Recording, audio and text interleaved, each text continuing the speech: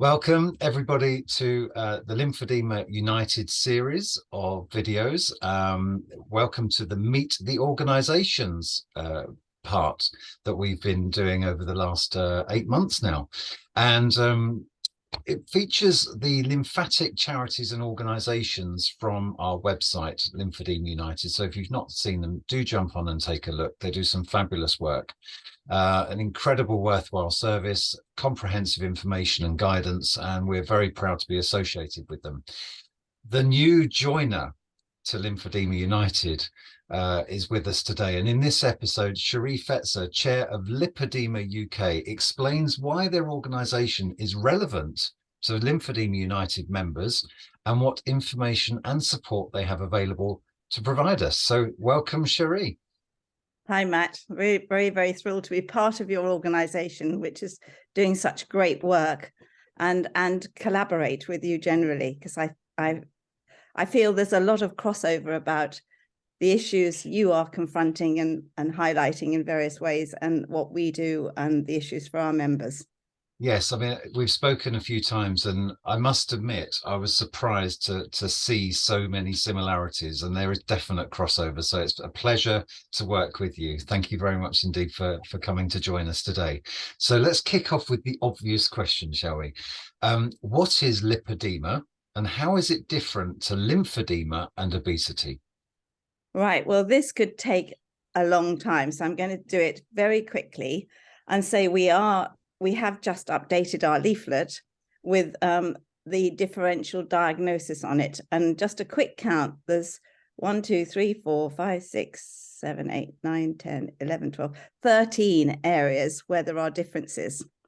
So, and that's a medical definition, not just the impact on the patients. Mm-hmm. So the first obvious one is lipedema is almost exclusively female. That's not to say it is totally exclusively female, but we simply don't know the incidence of males. And we do suspect, because lipedema is hormonal, there is a hormonal component if a man has it. Right. So that's the big obvious difference. Most people develop lipedema in their teenage years. We've got a lot of stats to back that up. And obviously you have got primary lymphedema and secondary lymphedema. So there's, you've probably done a lot of work on distinguishing what the two are. So I would say we're really talking about secondary lymphedema when we're talking about the differences rather than primary lymphedema. So the areas affected are different. The psychological impact on females developing areas that are out of their control and painful is very difficult on young women, and how that affects their lifestyle, their choice of clothes and other things, which again happens with lymphedema, but it happens a lot younger. So I would say that maybe you can put me right on this. Maybe I'm saying I'm correct in saying this, but I feel lymphedema is a secondary condition to something that happens in somebody's life. And therefore they lead a normal life up until that point. Whereas a lot of people with lipedema actually live with it their whole adult lives. And they don't really have the chance to know what normality is. So that's not in the medical distinct definition, but it is in my head. It's something that's really important to stress, that people with lipedema are often excluded from everyday activities in the way that a person who develops lymphedema is later in life. And then the big one is that the fat, which is distributed in certain areas of the body, mainly below the waist to start with, is unresponsive to normal diet and exercise. So again, you have a person who feels they're getting a bit chubby, a bit weighty, a bit uncomfortable in their own body.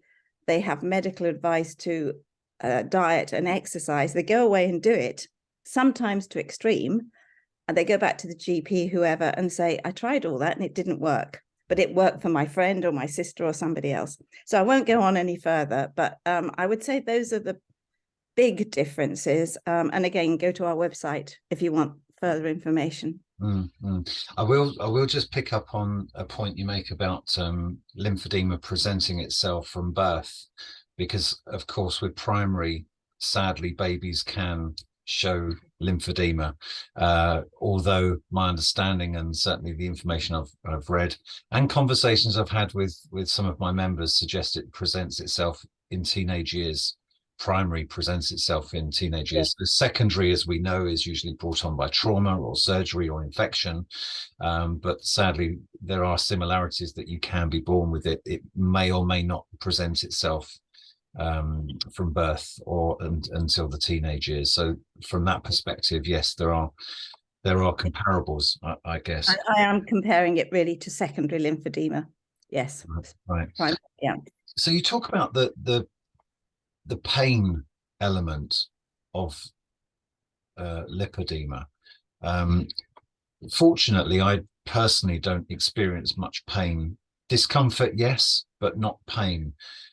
Do you know what that pain feels like? Is it a burning pain? Is it a heavy pain? Can you give us a understanding of what they go through, people? If you can imagine, well, you can, because obviously it affects you, carrying along several liters of extra weight in a leg.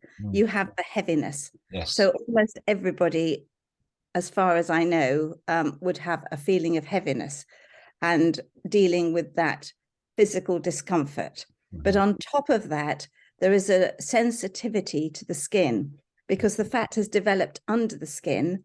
And so we have a lot of people saying, oh, I can't bear my children sitting on my legs. You know, everybody sits down and their children clamber all over them. But many lipedema people find that is unbearably agonizing. And then you have other people who live with everyday pain and just accept it. So I know of a recent example where somebody was having a consultation, and the doctor said, do you suffer any pain? And they went, oh, no, it's just, no, I'm fine. And then the doctor touched their legs and said, do you feel that? I said, oh, yeah, that's really painful. And then they touched another part of their body and said, did that hurt? And they went, no. And they said, well, you do have pain. But again, it was acceptable to that person to live with that level of pain, which I again find very interesting, because that person wouldn't have tick pain. But in actual fact, they had abnormal pain compared to the general population. So it is difficult to define it. Quite often you only know you had pain when it's gone. Yeah, that's interesting to hear. And you know, we talked about the similarities earlier. Can somebody live with both lipedema and lymphedema? Yes, absolutely, certainly. And there is a terminology, lipolymphedema, which has been used particularly by the medical community here in the UK, which is sort of dropping out of favor, because it's a matter of looking at the causes of each individually. But because in the same way that obesity can cause lymphedema, it could be that the extra weight that lipedema has, this is my personal opinion rather than a medical fact, causes this constriction in the areas and then causes lymphedema. And quite often people in later stages of life have a very complicated medical history. They may have had surgery, accidents, traumas of certain kinds, and who knows what brought on the lymphedema at that stage. But there are a high percentage of older people with both, and usually with obesity at the same time. Right. Yes. And obesity. Not entirely. I know people with not an unusual, overweight, who also have lymphedema, but maybe that is another underlying condition that is included. I don't know. The jury's not out on this. Right. Really. It must be very difficult to diagnose if you have both, because as I'm sure is common knowledge, having a diagnosis for lymphedema is a challenge. It must be almost impossible to get an accurate diagnosis for lipedema and lymphedema together. I mean, how do we go about finding out what we've got? Well, in all our research, the vast majority of our members have been diagnosed at a lymphedema clinic in the UK. That's getting increasingly difficult because it's yet another service under great strain and manpower problems. But we know it's a challenge to get a diagnosis out of most GPs simply because of their lack of training in the area. And it's that I want to touch on, because when we've spoken in the past, and I've heard it firsthand on numerous occasions, that people have gone to see a GP to present their swollen legs or leg, and sadly still, even though there's been an awful lot of work done, great work done by the LSN, educating the GPs with modules and training aids, they are sent away to lose weight, and they're told that they're fat and go and lose weight and come back and see them. Is that something that you've heard and experienced as well? Well, I'm really proud to say we led the way with the GP learning modules. Oh, we were the first before the LSN. Right, well, let's get that in quick then. Tell us about that. Well, our original work was a patient survey, and the staggering statistic that sort of was really hitting us in the face was only 5% of people had been diagnosed by a GP, that they'd had to go on and find a diagnosis from a specialist. Mm-hmm. Quite often that specialist was a hospital consultant, a private consultant, or a lymphedema clinic. So we tackled the Royal College of GPs about that, and they were very kindly allowed us to pay for a training module, which they also allowed the LSN to do. And fortunately, we have the support of a similar group of lymphatic experts. So we were able to, with our own stats, get a training module off the ground, which is still available via the Royal College of GPs. But getting a GP to actually sit down and spend half an hour looking at that module is still a challenge. So what advice would you give somebody watching this who has swollen legs or a swollen leg, and they're not getting any joy from their GP? What advice would you give to them? Joy, become a member.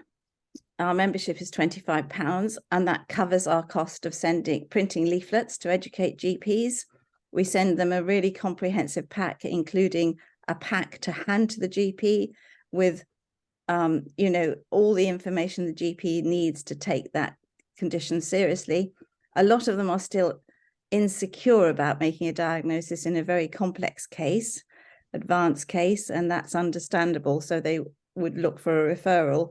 But our initial concern is that then the patient is not brushed off, which has happened so many times in the past. And that is such a disservice to that patient and an enormous emotional and medical setback, because they've lost confidence in their own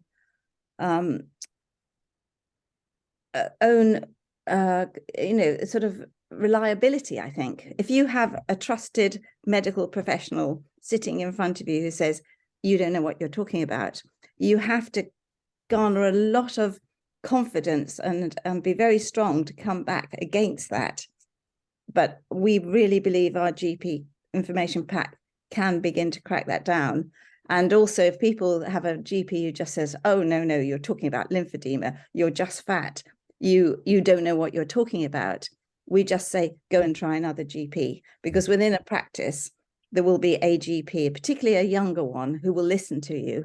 And we do have a lot of success in that. And the other knock-on effect is if you can convince that one GP, and we've got numerous examples where people said, thank you so much, because now I've diagnosed more people. So the ripple effect of that is very powerful, and what we want to encourage. Yeah. Yes, fantastic. So, well, thank you for all the work you're doing to educate the GPs. And I think you're absolutely right. I personally experienced a GP who didn't really diagnose my lymphedema. And it comes down to personal research, going to the internet, and as scary as that seems, looking at the horrendous pictures of people with big legs, but it's about going to the right websites, the right organizations like Lipoedema UK, to find information that's authoritative and accurate. That we try very hard to stick within those guidelines. because there's so little research, we sometimes say, we believe, or this is what we've heard, and this is something to be aware of. But yeah, this is so important to stick with the facts as much as you can, and not to antagonize the medical community. That's the other thing. We don't want to be confrontational. It's not their fault their training course didn't cover it. It's like any of us could be told about something completely new and say, well, why didn't I know about that before? But if you haven't had that opportunity to hear about it, and we know, and I'm completely with you on this, that training in lymphatics per se in the medical community is lousy. It's just an underdog. And if they're not even learning about lymphedema with sufficient time dedicated to it, lipedema is low on the scale, or non-existent on the scale. But what I would like to just put in here, Matt, that we believe there are more people, many more people with lipedema than lymphedema. So ultimately, I think the pendulum will swing, and they will see the scale of the problem and the damage they're doing by not addressing it as early as possible. And it just needs correct diagnosis, doesn't it? Because if in some cases I've heard personally people are being sent away because they're fat, in inverted commas, some people presumably just accept that, Cherie, and struggle and go on with their condition without the support and the treatment that they deserve and need. Yeah, you'd also be appalled at the fact that that attitude often exists within a family or friendship group, that people are labeled quite early on.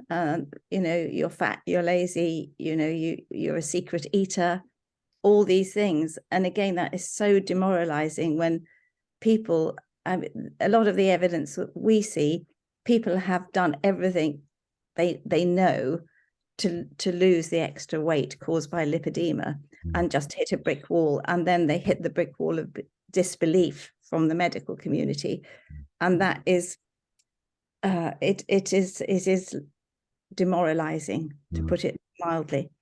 And that's a really key point to address, actually, because you've touched on kindly some of the physical challenges that somebody with lipedema, and therefore presumably lymphedema or lipolymphedema struggle with.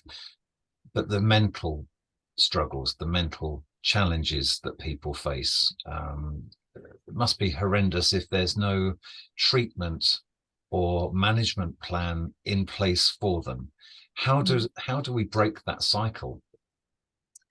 I think you've touched on probably one of the most important things, Matt, that having no hope that there's anybody to help you is the most catastrophic thing. And we all know there's all these rare diseases, and families do an amazing amount of work for a child with a rare disease, or there's a great interest in certain types of rare diseases. But sometimes people don't realize how poor the quality of life is for somebody who has no treatments at all and no specialists in their area to have the best consultation possible. We all have to accept the inevitable, not you can't cure everything, but the evidence is coming through that you can do a lot to cure lipedema in the early stage. Cure is too strong a word, but improve it and make it manageable and possible to live a normal life if it's treated quickly. And I am talking about surgery at the moment here. There may be drugs that come along, there may be other things, but it's really, really important to have confidence that the medical community are on your side and doing what they can for you, even if it's bad news. But again, if you have the feeling they don't care and it's just not a subject of interest, again, that's very bad. And I do think there has been a psychological study done in Poland by a psychologist, and saying the people that deal best with a long-term illness have a lot of powerful family support or a good network of people. But if, in our case, lipedema can lead to social isolation. So again, if that's one of the consequences of it, that is again a bit very damaging. Yeah. Well, there are 2 points I want to jump back on, if I may. The first one is, let's touch on that brilliant word, hope. Yeah. Let's say, for example, somebody's watching this who suspects, they have swollen legs, they're in pain, they don't know quite what it is, but they suspect it could be lipedema. Naturally, we want them to go to a trusted source of information, which is Lipoedema UK. You talked about surgery. What other hope is there that they can feel accepted and put on the conveyor belt to receive that treatment that they need? What can they do? Well, I hope they would feel empowered that they can find our website, that it does exist, that they're not making the symptoms up, and that they would actually be much, much more hopeful than we were 10 years ago when we started, that there is a massive amount of research going on now. There are worldwide surgeons treating patients. There are researchers in all sorts of areas. And the good news is that it's a very small community, but a very united community that wants to cure this problem. And a lot of very competent people are now onto it. So although we don't have the news now, and I always say to somebody who's young, don't give up, keep yourself in the best shape you can. Be active, have a social life, have a job, do what you have. Don't be put down by people. Be proud of who you are and accept that you have this condition that's a challenge. But there is good news on the way. We once did a conference where we put hope on the horizon. It was a few years ago, but I do believe that there is hope on the horizon. So you've got to stay firm and, sort of empowered to do your best with your condition and your circumstances until that cure or that better treatment comes along, which it has to do, because the benefit of lipedema looking like obesity is we know there's worldwide interest in obesity as well. So if you have a cohort of patients who look obese, but actually have a completely separate condition that you could cure pretty quickly, hopefully, that will again stimulate more interest. Well, that does sound hopeful and promising, and living with a lifelong condition, that's what we're clinging on to, isn't it? Hope that one day we can improve our quality of life. And that leads me into the other point, picking up on the sort of self-care, self-management side of things. It's drummed into us by our lymphedema therapists about the 4 cornerstones of self-management, being skincare, compression, massage, and a healthy lifestyle or movement. In between sort of identifying that you could have lipedema and getting a firm diagnosis, what could one do to look after themselves and have their own sort of self-management plan? Is it similar to lymphedema, or is it slightly different? It's very, very similar, but I do think the dietary aspect is a little different, because there is emerging information that inflammatory diets are more damaging to people with lipedema. So again, it's not calorie counting, it's what you eat and the effect on your body. Personally, I believe that the wrong diet can cause fatigue and pain and other effects, that if you can find out what it is. And the big thing about lipedema and lymphedema is people are all different. There's no stereotype. So it is actually doing your own research and being fairly strict on avoiding things that really don't do you much good. And inflammatory foods, again, we don't have all the evidence, but there's more and more information coming out on a daily basis about inflammatory foods, inflammatory aspects of a lot of conditions. And the one came out on heart conditions the other day. So I do think that's an extra thing. It's never has been calories for lipedema. So that's a thing to work through and find out what effect it has. And it's funny you should say that, because towards the middle end of last year, I started speaking to a couple of ladies who specialize in nutrition and fitness. And I didn't believe that certain food groups can work against me and my Yeah. lymphedema. It's a fascinating subject. So I'm pleased to say, and it's a bit of a side swipe on here, but there are two ladies on our website who are under Meet the Experts. Pop on, have a look if this is of interest. Amanda Sobey and Jean Lamantier, who are specialists in nutrition, and both of them have said independently about that certain food groups aren't great for me personally. And as you say, everyone's different, but have a read of what they say. Jean's got 3 books, I believe, as has Amanda, that could help you with this particular subject. Now, coming back to you, Lipoedema UK. I nearly said Lipoedema United. Maybe that's one for the future. Who knows? But Lipoedema UK is a charity. Yeah, and we know that charities have struggled during the COVID lockdown period. Money is very, very important to any charity. What options are available to people, our members or people with lymphedema, that can support your charity? There's quite a lot of ways you can donate through purchasing things, Just Giving and other things. Amazon Smiles just closing down as their charitable option, and a lot of people are upset about that. But there are other ones. There's all the obvious ones. Sometimes a person with lymphedema, maybe lymphedema, isn't capable of doing a marathon themselves, but if somebody in the family would do it. And we had a wonderful, wonderful member who did actually complete a marathon for us last year and raise money. She's a great character called Pia. And I don't know how she did it. And she said she'll never do it again, but she did. Somebody climbed Machu Picchu. So there are extreme ones, but the thing is, we can make £1,000 go a long way, a really, really long way. If 5 people were able to have tea parties or birthday parties or raise £200 for us, we've got £1,000. That will pay for a new leaflet, activities. We don't have a helpline, a telephone helpline. We have emails. And again, some of our email requests are very complicated, and we try to deal with them all in the best way we can and refer them on to experts. This all takes time and money.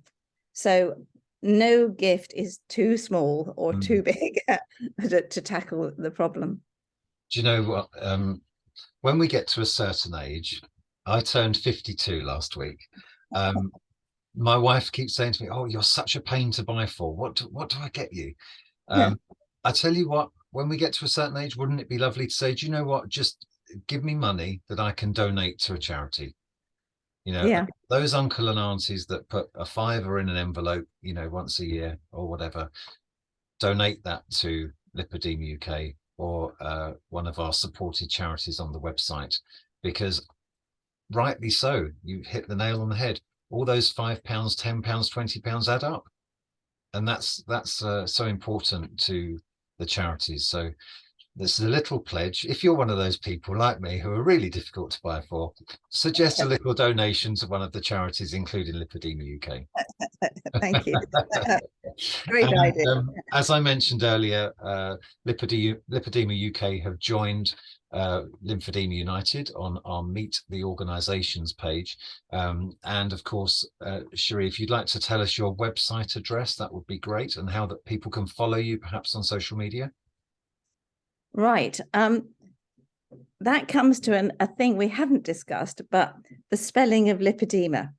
So in the UK, we tend to spell it Lipoedema, and we are lipoedema.co.uk. Elsewhere, there's no E. So it's lipodema, Lipodema.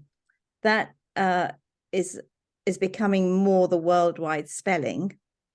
And there is a big organization called the Lipoedema Foundation in the US, which has a fantastic registry of people who want to put all their details in, and they're funding a lot of the research.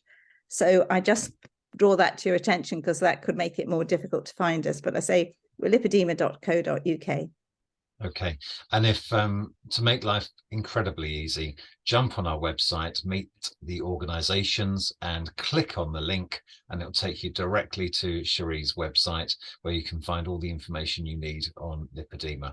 And that's a fabulous insight. Thank you for us lymphies to understand more about you lippies, I guess. I don't know whether that works in your community, but I think that's it. and also the crossover between people with both conditions. And although it's a terminology that may not have longevity, I do understand, and I've heard frequently, lipolymphedema is a thing at the moment. And just to recap on a few of the key points, there is hope. So get a diagnosis. If you suspect you have lipedema or lipolymphedema, do some research, visit the websites we've spoken about, speak to the GP, maybe take some information with you, and impress upon them to get a second opinion if need be. If the answer is no, you're fat, go away, suggest being referred to a therapist or a lymphedema clinic or a consultant to get a proper diagnosis, because just to, if I understood correctly, the sooner you get this diagnosis, the quicker you can get treatment and care to prevent it getting any worse. Is that fair to say? I wish it was totally accurate. It's still very hard to get treatment and care, but I would say there's enough information out there for self-care if you can't get through to a lymphedema specialist, because they're still the ones who hold the expertise in the at the moment in the country. I will just mention that some lymphedema clinics are not accepting lipedema patients. So that's where it gets really, really tricky. And it's mainly budgets, mainly time, mainly pressure. So we hope that will get better. Okay.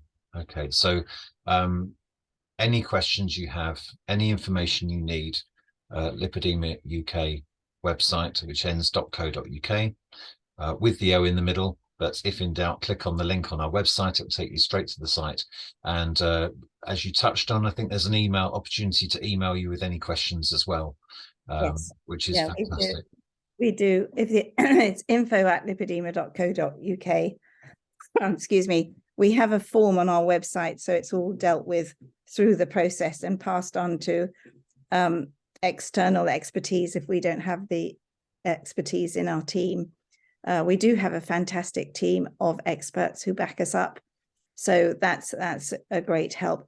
The other thing I would mention, Matt, is obviously our members do have access to our weekly health and wellbeing sessions on Zoom, which you kindly gave a presentation to recently, which I know went down really, really well. So that's another support service we have, and a lot of people who feel fairly isolated find that a great benefit. We'd like to do more in person, but in the current climate, it's still quite challenging and particularly expensive. So Zoom has actually given us all an added tool to reach out to people. Yes, and building a community is so important, because no one understands what you're going through like somebody who's going through it. Yes, exactly. And if relationships, friendships can be made from that, fantastic. So, thank you once again for everything you're doing.